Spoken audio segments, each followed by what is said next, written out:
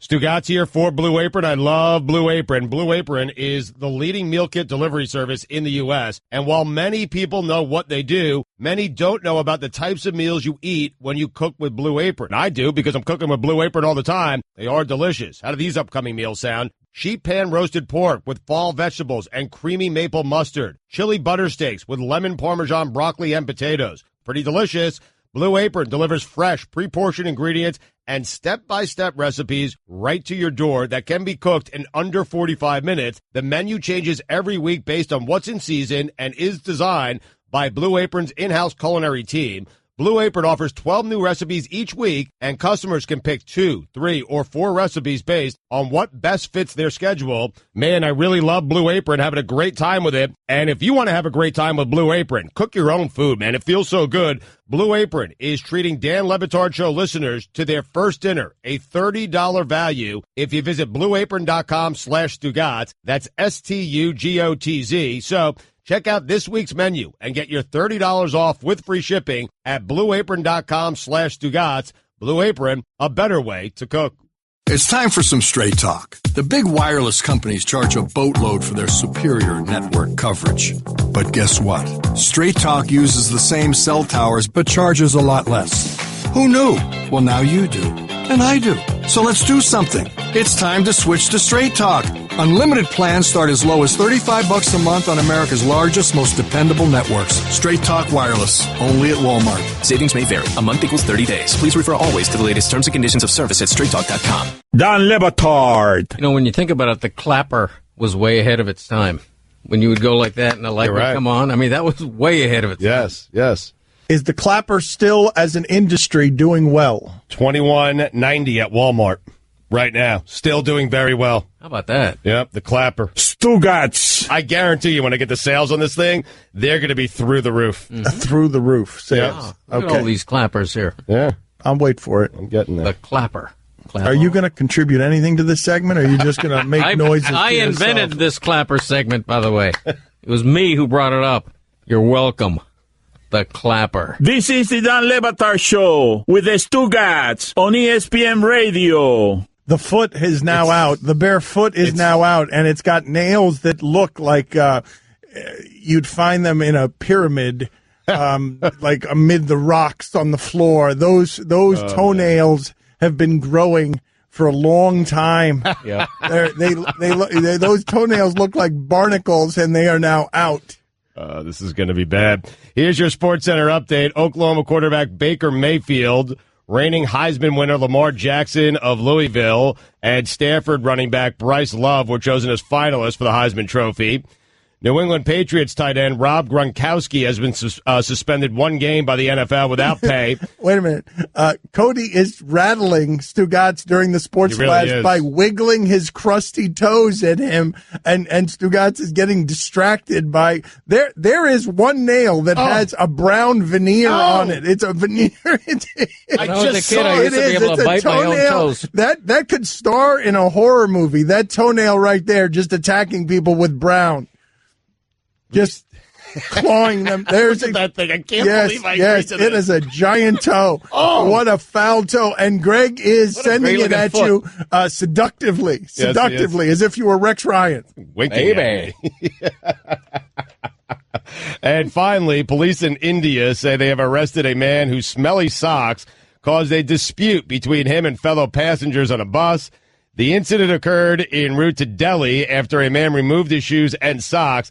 The stench from the socks was so bad that passengers asked him to put them in his bag or throw them out, but he allegedly refused, sparking a heated argument. Passengers then forced the bus driver to pull over at a police station where the complaint was lodged. For all the latest headlines and information, tune in the SportsCenter on ESPN Radio all throughout the day. Texter writes, and I used to feel bad when Cody would get hit with the hard network out, but now I get Brian Kelly mad when he beats it. Well, he got lucky last segment because the horn sound startled him in a way. He had no idea that we were up against the hard network out last segment, and he should not get that one. He should not get credit for that one because he lucked into it. No, luck counts. Who is the most exciting player in football, Stugotz? Wow, Le'Veon Bell, I think a lot of people would say. Le'Veon Bell, Julio Jones, those would be the two for me. Odell Beckham Jr. when he's healthy. I'd say Russell Wilson. And I'd say Russell Wilson because he's got this ability that so few quarterbacks have. All these quarterbacks, you see last night, Andy Dalton, they're trying to hide him. They're trying to hide Andy Dalton all game. It's all get rid of the ball in 1.4 seconds, 1.5 seconds. Like terrible deep passes that he would just throw out of bounds. They're just trying to limit. They're trying to keep Andy Dalton in this very small space where he gets rid of the ball very quickly, and maybe it's incomplete and inaccurate, but just get rid of it fast. Russell Wilson keeps buying time for his wide receivers to get open, and so few others buy that kind of time. Yeah. Roethlisberger helps Antonio Brown that way. Sure, yep. Tariq Cohen also entering that conversation for me. Some real chutzpah. I would love to see Russell Wilson get, and I know the Seahawks tried this with Percy Harvin, but to get, I mean, obviously everyone wants an Antonio Brown type, but I would love to see him with a dynamic receiver to see what that would look like. Mm-hmm. Yeah, give him Antonio Brown. Or just give him somebody that's exciting. Somebody, look, man, Doug Baldwin has been underrated his entire career, but I would love to see that offense with a receiver that's better than Doug Baldwin. Yeah. Have Doug Baldwin be the second guy. Yeah, it would be electrifying if Doug Baldwin was their second best receiver. He's a very quality receiver, but not a true dynamic number one in the conventional sense. Have you seen that the Seahawks have scored 30 offensive touchdowns, and Russell Wilson is responsible for 29 of them? Yeah, well, I just found it interesting. I found your answers interesting, that Russell Wilson is kind of spoilers, and clearly he wasn't healthy last year. Like, clearly all the limitations in Seattle last year came from Russell Wilson was trying to play football, and he was not healthy. And This year he was healthy. This year he is healthy, and he looks more like he looked during those Super Bowl runs. The true dual-threat quarterback is almost so rare in the NFL. I wish the NFL had a Quentin Flowers, somebody who was going to throw for 308 yards and run for 124, and that wasn't the exception. No, they used to have it. No, but it used to be Wilson and Kaepernick. Yeah. They used to be. We thought they were going to be doing that. We thought they were going to change the position. RG3, too, right? They had it this season. Deshaun Watson. Mm-hmm. He was electrifying. True. Yes. True. Yep. Mm-hmm. You forget Texans football. Bill O'Brien would like to forget Texans football. This Tom Savage. Oh, God. How? Guillermo, put it on the poll. How'd he start in the first place? Guillermo, put it on the poll. Are you insulted that Tom Savage is allowed to cash NFL dollars? Or how about just Tom Savage? Woof. Either way, you can put that in parentheses if you want. Same poll. Tom Savage. We thought the most predictable thing in the sport was Phillip Rivers is going to be down 8, no timeouts, needs to go 90 yards in 12 seconds. But it's becoming the most predictable thing in that sport is they're going to be close late, and Tom Savage is going to bleep it up. The Texans are going to trust Tom Savage to take them down the field, and that trust will be betrayed every single time. He is waving this big toe at me. It's distracting. I'm regretting my decisions here.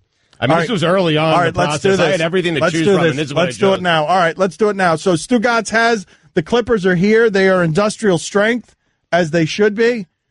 These right here, I could cut cable with this. I could break into a fortress with these Clippers. Remember the V technique. The V technique. I'll use whatever technique I want, okay? All right, I'm going to do play-by-play here. I wouldn't feel great about this if I were Cody either, because this can hurt. I'm worried. This can hurt. That's why I'm suggesting the V technique. You go too deep or something. All right, and Stugotz is starting strong by taking the scalpel and immediately dropping it. So that's good. Clippers, that's a fine. Well, I thought scalpel would be funnier. Good job, Mike. Scalpel. So my microphone just the microphone just tucked. All right, so let me do some. Let me set the picture here, because this is theater of the mind, and many people are listening on the radio, not watching on television. The bottom of the feet are less clean than one would like. No, that's not true. I took a shower this morning. A little grayer. The side of the foot is caked in a certain flakiness that is unpleasant. The foot is not hairy.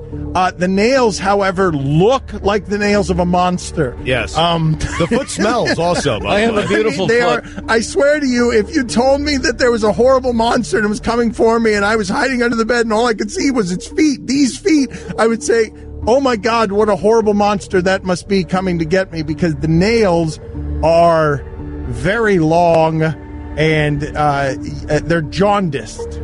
So, So now what is next here? Stugotz is going to try. Is afraid to get too close to the foot. Stugotz is also trying to avoid television cameras that are in here. Let's make sure that microphone is right next to the toenail so we can get every crunching sound. Okay, but that means the foot is closer to my microphone. Yeah, well, that's part of the deal, Stugotz. That's why this the foot just touched me. Yes, this is why this is a punishment. The toe just touched me. Okay, get real close to it. You got to get real close to it so that we can all drink this in here. Okay, hold on. All right. Feel free to caress my foot, by the way, while you do this. Spa day. All right, hold on a second. Remember the V. I'm trying to figure out if I can do this without touching the foot. No, you got to caress my foot. Okay, I do think you got to caress the foot. Yeah.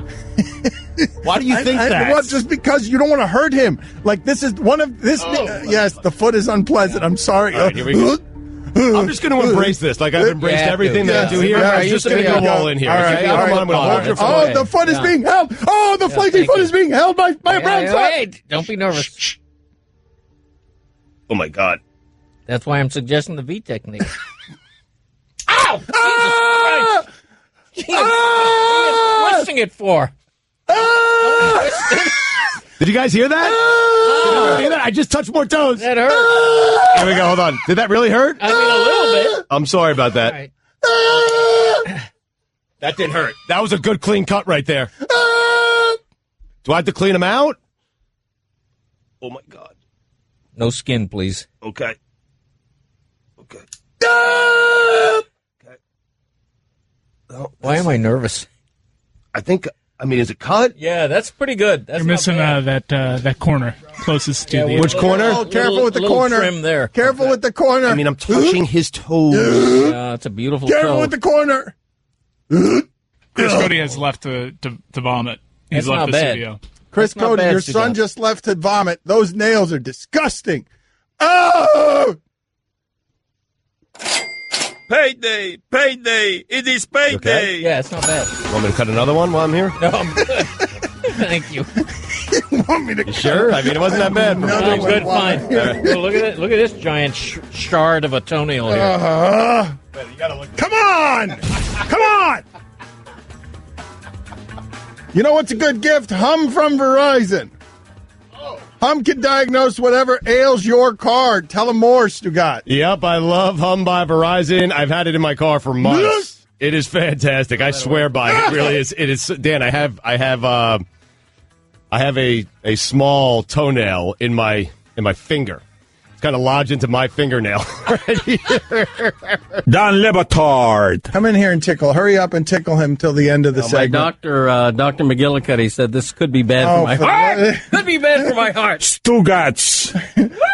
I'm having a heart attack. Tickle him. Tickle him more. Tickle him more. Right to the end of the segment. Heart attack in it. This is the Don Batard Show with the Stugotz on ESPN Radio. Get in touch with the show anytime to the 1-800-Flowers Twitter feed at Lebitard Show, at Stugotz790, at Greg Cote. Guys, it is time for Straight Talk. It is brought to you by Straight Talk Wireless. Best phones, best networks, no contracts. If you don't know what we were doing last segment, every week around here, one of us has lost because we had a suicide pool in which we had one of our football teams playing on Sunday. And when we lose, we have to go to a grid of death and select a punishment. And one of the punishments on this latest grid was cut one of Greg Cote's toenails. And Stugotz selected that, so that was Stugotz paying a punishment. I want to ask you guys about John Gruden lending his voice of disgust to what he witnessed last night with the Steelers and the Bengals. Because the last time I could remember something like this, Stugotz, the last time I could remember something that felt exactly like last night did was going back to the 1990s Cotton Bowl, University of Miami, running roughshod over college football. They're beating Texas at halftime, and they win the game 46-3. They have 200 penalty yards. 200 penalty yards. Right. And Texas scored 3 points. What Miami was doing felt dangerous, just like last night felt dangerous. And up in the booth, in the skybox, raining down judgment from on high, Mike Francesa painted a portrait for the country of his disgust at what he was witnessing from college football.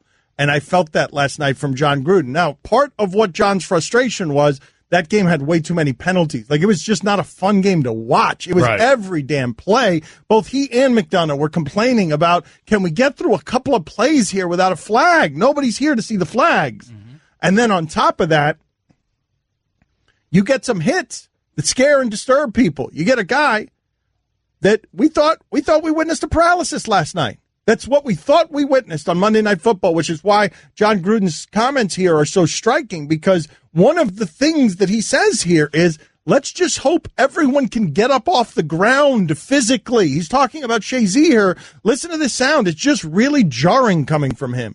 The penalty on Juju Smith-Schuster, uncalled for. The unsportsmanlike conduct penalty, very disgusting, disturbing. I thought the hit by George Iloka was uncalled for. It's bad for football. There's going to be some fines. There's going to be some stringent discipline.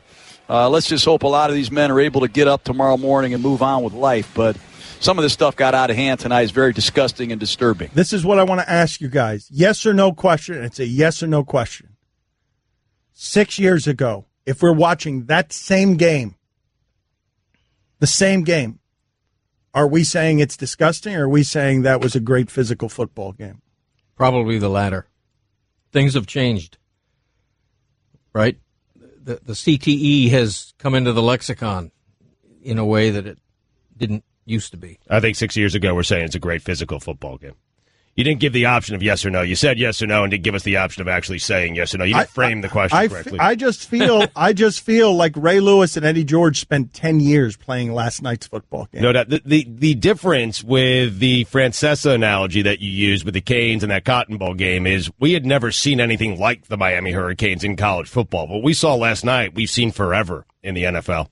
We have. I know, but I don't know how to go from there to, wait a minute, the thing that made me fall in love with the sport to begin with was how violent it was, how dangerous it was, how threatening it was. All of that appealed to me. Yes. All of that is it.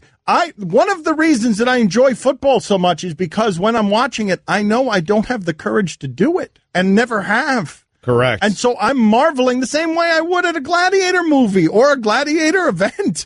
Like, I'd marvel at the people because I don't have. Why was Russell Crowe and Gladiator so popular? I mean, it was a good movie, but all of us can sort of understand someone being braver than the rest of us. It's all of these action movies are superheroes who are braver than the rest of us. To me, the football player is that.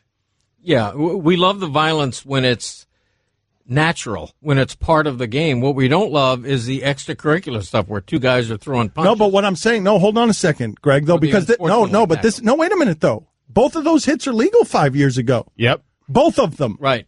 Some people would say the Schuster hit was legal last night. No, I mean, don't do that, Cody. Like, the rules have changed. It's not just our you change attitude. with the rules. Okay. That's what I'm saying. I know, but Greg, I happen to like when Schuster, whether it was legal or not, he administers that hit and then stands over Vontaze Burfict. Mm-hmm. Why? Because he doesn't like Burfict. Those teams don't like each other. It's a rivalry game, and Burfict has done no shortage of nasty things to that team and other teams as well. And so I don't mind that. It's part of the sport. That's what I grew up watching. That's why I fell in love with it. Here's one of the things. I know, but here's one. Should have gotten a flag for that. Yes, Greg, what they're doing is unsportsmanlike. The whole thing is unsportsmanlike. The whole thing is unsportsmanlike. But let me ask you this question, Greg, and see if it hits home on this front. Right now, we've all gotten very used to internet access, right? When we don't have internet access, our entitlement, our addictions are such that if we don't get it on an airplane or if we don't get it immediately, if we don't get internet access right away, we get very frustrated by it. Now, if we were going back 15, 20 years and you could tell me I could have an encyclopedia at my fingertips and I would never have to learn anything, I would just have to find it, as Pat Sajak says. Like, if you had told me that 20 years ago, I would have said I'll be grateful for whatever fast information you give me. But now I'm spoiled and entitled. And now if you give me an internet carrier that stinks, I will no longer be using that internet carrier because of how spoiled I am. And I just feel like football got really popular at its most violent. And now they're trying to scale it back. And we're all spoiled on this. And the science is trying to scale it back. And the media is trying to scale it back. And now John Gruden is trying to scale it back. But those hits last night 5 years ago were really violent and part of why you loved football. We'd be celebrating the people who made those hits, not John Gruden shaming them publicly by name in his broadcast while talking about how disgusted he was. Those are players and plays that John Gruden once upon a time not only would have celebrated from, but won championships with and made an enormous amount of money off of. But he's evolved, like many of us have. You can't expect him to know as he's winning a Super Bowl that football was that dangerous because none of us knew. We knew that it probably wasn't great for you, but we didn't know that playing it for just a couple seasons could give you CTE. No one knew to this extent. Mike, has he evolved or is he no longer coaching? Like, do you know if he was coaching, he'd be coaching differently? He wouldn't be saying play physically? That's an interesting question. He's not in it anymore. It's easy for him to say it. That's an interesting question there. Has he evolved or is he just safer now? Because I'm telling you that part of, man, if you tell me that the games are all going to look like last night, like this is my frustration with the NFL. I wish they'd sell it for what it is instead of this family Sunday slop that they try to feed us, sanitized. I wish they'd tell us what it is. If you told us right now that the football games were going to be last night, even as disturbing as it was, my guess is it wouldn't hurt ratings. My guess is that would not hurt ratings. I agree. The NFL has the best of both worlds right now. They have the pretense of making it safer and of being very concerned about CTE and too much violence. And then they have the actual product, which we were reminded last night, continues to be violent. So they get to have what the people want and also preach against it. Yeah, but the violence stands out now in a way that has people saying what John Gruden said last night. That violence used to be celebrated, Greg. I don't think this is good. I don't think the way we're reacting to the violence is good for the NFL. Right, no. but just because John Gruden is preaching against it, and we may feel differently, a lot of people liked what they saw last night. They didn't like that a player was perhaps paralyzed. Thank God he wasn't. Well, we didn't like that 20 years ago, 30 years ago, and we're never going to like that. Who likes that? People love violence. That's why they still. That's why the NFL still has high ratings. The conundrum is we want to live in the space before paralysis. Right. Yes, we'd all love to live in the space before paralysis, but sometimes the violence of that sport is going to force us out of that safe space. Don Batard. Greg Cote of the Miami Herald does an annual gala. The PFPIs. It's a gala, man. What does PFPI stand for? Pro Football Predictions Incorporated, but we just say PFPI. Stugotz. Greg Cote is the only one wearing a suit and largely the only one taking this seriously. No, I think just about everybody but Christopher took it seriously. That's not true. No one takes it serious. Don't you dare. So Greg Cote's wearing a suit. He's handing over a trophy to a family who don't want his trophy, don't want him driving. He is just now realizing all that. Dawned on him how stupid all of this is. This is the Don Batard Show with the Stugotz on ESPN Radio. Greg Cote of the Miami Herald in with us as he is every Tuesday. There are interesting things going on with Kevin Durant. I really do wonder how much he's enjoying everything that he should be enjoying. Last night, he gets ejected again, third time in 18 games that he's gotten ejected. And that team is so amazing, Stugotz, that Steph Curry hurts himself and leaves on crutches. Kevin Durant gets ejected. They were down 20 at the half. They still won by double digits on the road at the Pelicans. Right, which is why everyone got upset at Durant for leaving Oklahoma City and joining that team. But the philosophical conversation I want to have with you, and this is very Oprah channel, the idea of happiness coming when your fuel is love versus your fuel being, I have to prove everyone wrong, I'm going to crush my doubters, I'm going to create fake egg accounts to attack my doubters. Like, if you're motivated or guided by love, happiness, light, positive things, life becomes much more enjoyable, even if you're not winning championships. And if you're governed as Kevin Durant seems to be by some search for something else. Like, if you go deep psychological on this, Kevin Durant right now, do you think this is going the way he thought it would go? Because I think the winning is. I don't think the enjoying it is. No, he certainly doesn't seem to be. He's still trying to prove to people that he made the right decision. And so when you're trying to prove all that, rather than just sit back and bask in it and not worry about what everyone's saying, that's enjoying it. So, no, I don't think he's enjoying any of this. Because I think he enjoys winning, and I think he enjoys playing. It must be great fun to play on that basketball team. But I'm not sure how much he's enjoying everything else that comes with it. If you had asked me to name one player who seems like he's never enjoying himself and is always a little bit angry. I might have said Kevin Durant, but that fuels so many athletes. The idea of whether it's disrespect, that's the big one. Yeah, but it fits Russell Westbrook more than it fits Kevin Durant because Westbrook doesn't seem to care what we think. Mm-hmm. Durant does. Durant seems to care what we think.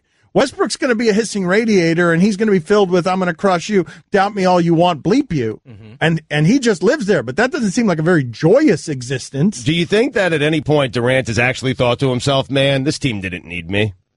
Like, this doesn't feel as fulfilling as it probably should? I'm more interested in, I don't know. No, because that might play into what's going on with him. Question, but What do you think? He has been ejected now 3 times in 18 games. His offseason didn't seem like it was fun. His offseason, the beginning of his offseason looked a lot of fun. Drinking, partying, celebrating, wandering around with his mom. But then he went to the egg accounts and starts fighting with people on the internet. And he immediately went on like a media tour of bleep you doubters. And when you meet the doubters with bleep you and your championship isn't actually an argument ender. When you meet the doubters with bleep you and they can still hit you with, shortcut. It feels unsatisfying to him. Yeah, he got mad at me on Twitter.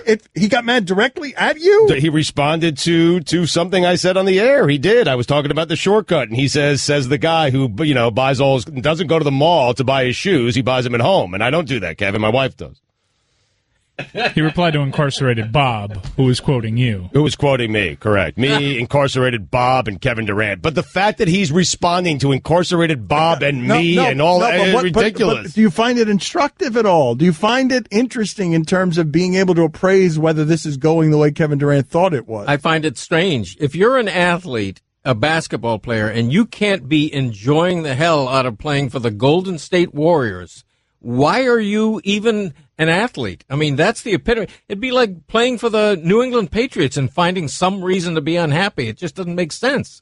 Oh, I don't put that on him. I put that on him combined with the environment of us. I put it on him caring about what we do, but that we're going to be cruel. That we're going to meet Kevin Durant. See, here's the thing about bleep you doubters. Michael Jordan, here's what it is. Like, here's the construct, right? If you're coming at this with the fuel of, I'm against all odds, bleep all of you, I'm going to come at this with defiance, there is great joy in silencing your doubters in a way that demands their respect because you've earned it from the merit of winning the championship. But it seems like Kevin Durant doesn't feel like he's actually getting that merit because we could still clip him with, you took a shortcut, you did it the easy way. He left us an open. He did. Michael Jordan did not. Michael Jordan didn't leave you. He didn't leave you any opening. He couldn't beat the Pistons. He stayed right there, and he tried, and then he tried again, and then eventually he beat the Pistons. Kevin Durant couldn't beat the Golden State Warriors, so he joined them. That's a big difference, Dan. He left an opening. I just find interesting the idea that it would matter because I would have guessed before it started that it wouldn't have, but his behavior since has led me to believe, oh, wait a minute. He's not. Mm-hmm. There is a dollop in what should be 100% blissful joy. There is a contaminant in his petri dish that is leading him astray in some places. He's very thin-skinned. Like, he should be enjoying the holy hell out of knowing, man, what could possibly feel better in sports than knowing you're better than everybody? Like, just knowing it in your bones, not believing it, just knowing it. But he doesn't know that because he had to join him to be the best. No, but I mean, the team is better than everybody. Like, they know it. That must be a great feeling. It should be. So why isn't he feeling great? Weird, because he left an opening for us to say, "Hey, you took a shortcut. LeBron went through the same thing when he came to Miami." No, but here's the thing that Stugotz says, though. It's not just that he left an opening for us, because it's one thing to leave an opening for us. LeBron has left an opening for us by getting to the finals all the time, but losing in the finals all the time. It's the next step on that that's interesting to me and speaks to a sensitivity, and I don't know if it's millennial or what. It's caring what comes through that opening. Correct. Like, I can't believe he cares. I can't, like, if you're searching for validation from a Twitter egg, Kevin, you're lost. Right.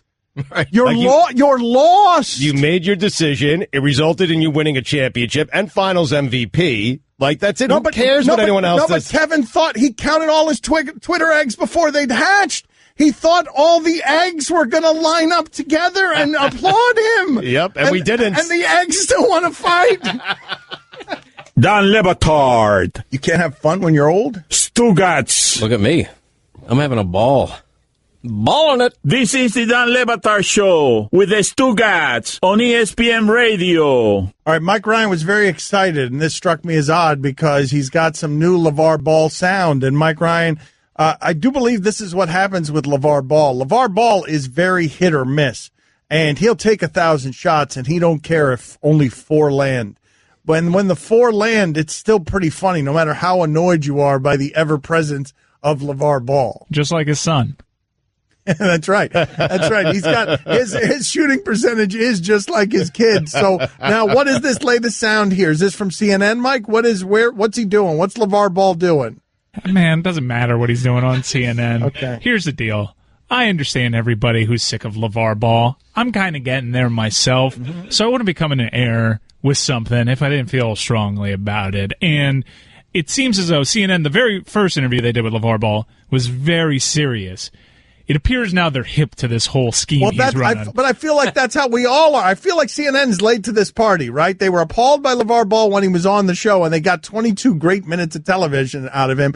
If you're not familiar with this, nobody gets 22-minute interviews. Like, they could get the President of the United States. Nobody gets 22-minute interviews. But they fell in love with Lavar Ball because they're like, this cartoon is outlandish. And then, of course, they treat it too seriously. And then there's this. Did you learn anything since then about what the president did to help get your son out of trouble? I haven't learned anything. It was just a conversation we had, and that was it. I even sent him a pair of the ZO2s. Come on now. You sent the president a pair of sneakers? Red, white, and blue. Show you that I sent him 3 pairs. 3 pairs? Red, white, and blue. Show him that we patriotic. Yes. Did you get a thank you? The ZO2s ease him up a little bit. And didn't get a thank you. But I ain't going to stress it out. You don't seem that happy. 1600 Pennsylvania. The shoes are there. Did you send them return receipt requested? No. That was your mistake. Because we don't know if the president got the shoes, so we don't know whether or not he refused to say thank you. Shoes? He know he got them shoes, and I tell you what, behind closed doors, I think he got them on his feet just dancing. Are they? You know what song he's singing? What song? Thank you, thank you, thank you, thank you. That is not a real song. That's what song he's singing. That is not a song. They just made one. You made that up, and it is not a real song. Hey, he got a new song. It's just for him. That's a good follow-up question. One of my favorites in the history of journalism right there. That is not a real song. Chris Cuomo finally catching on here. Prepared. Are they? You know what song he's singing? What song? Thank you, thank you, thank you, thank you. That is not a real song. Such good journalism. Unbelievable. That Cuomo needs to go replace Lauer. Cuomo, you don't have any of that stuff in your past, do you? Let's go. Cuomo needs to rise up the media ranks because of the good journalism he does, asking hard-hitting follow-up questions. Are they? You know what song he's singing? What song? Thank you, thank you, thank you, thank you. That is not a real song. I want someone to do that to the president. Did you get your shoes, by the way, yet? No. Oh. Did you buy shoes? Yes, for our listeners. These shoes don't come in different colors. No, he's full of it. Making that up. Lavar is Stugotz, man. It's just Stugotz with sons that can play basketball. Not very well. But I'd be acting the same way. I would be. The lie started unraveling when he asked a follow-up of, did you get a return slip? That's right. That's when the lie started unraveling. But then he doubled down on it with a song that he made up. Pretty good song, though. Thank you. Are they? You know what song he's singing? What song? Thank you, thank you, thank you, thank you. That is not a real song. That's what song he's singing. I do feel like the last act of this is just going to be at some point Lavar Ball pulling his pants down on television. Like it's not going to end subtly. Like it's not going to end. It's just going to be like him standing there. I don't know, the front or the back. I don't know. But he's just going to pull down his pants and it'll be like, here, Cuomo, how about some of this? Big baller brand. Big baller.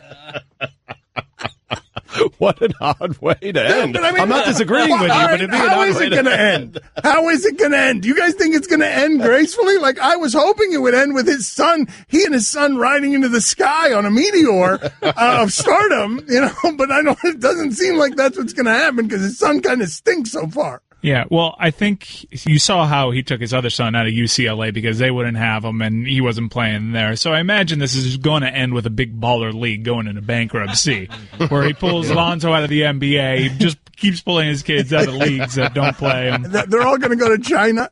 They might not. China. Yeah, how great is that? China ain't having this.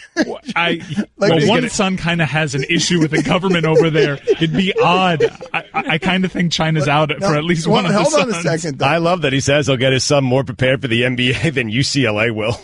God. There's a radio microphone in front of you, Greg. You can feel free to speak into it at any point. I'm so frustrated with Lavar Ball. I'm one of those guys that just has Lavar Ball overload. I was amused with him at first, and now I'm just like so past that guy. I'm not entertained by him. And if you're not going to be entertained by him, what good is he? Now you can probably start having the conversation that he's not doing right by his kids, taking his son out of college because his son's not a very good basketball player. I mean, Woj just straight up dropped the bomb on that kid's talent level yesterday. Yes, Woj did that in a way that felt angry. I mean, just... Well, didn't he quote a GM saying, no way this guy's going to be on anybody's radar? Not even the extended list. Yeah. Well, I think Woj is probably, like many people, maybe he's angry because LeVar's not giving him a chance to succeed and make it to the NBA. Well, I think basketball is angry. Basketball is angry at LeVar Ball, and fathers are angry at LeVar Ball. The Lakers are instituting rules now to prevent the media from talking. I wonder where we'll find him. It'll be hard to find him now, right? Because the Lakers have some rules. Right. Yeah, that's the end of that. Well, so CNN that ends it, right? CNN doesn't have any rules. He was on the Today Show. I don't get why you're not sick of him. Why are you so sick of him? Like, he's harmless. He's benign. Everything is about LeVar Ball. And a perfect example is when he pulls his... It's Dan, Stu, and Greg Cote on ESPN Radio.